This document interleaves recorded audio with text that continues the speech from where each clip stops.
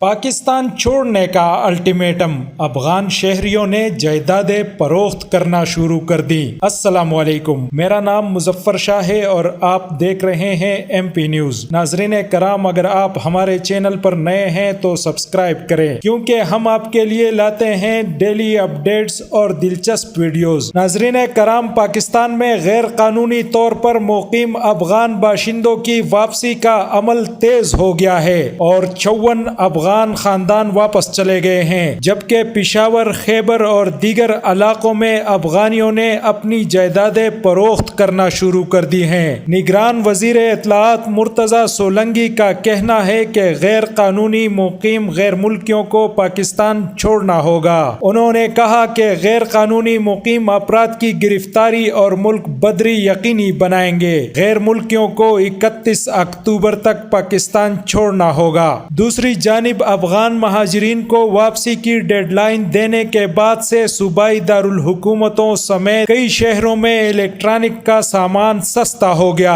اور مکانوں کے کرائے بھی کم ہونا شروع ہو گئے۔ بہت شکریہ۔ مزید خبروں اور اپڈیٹس کے لیے دیکھتے رہیے M P news. M P news Swat سمیت ملکی اور غیر ملکی خبریں آپ تک پہنچائے سب سے پہلے۔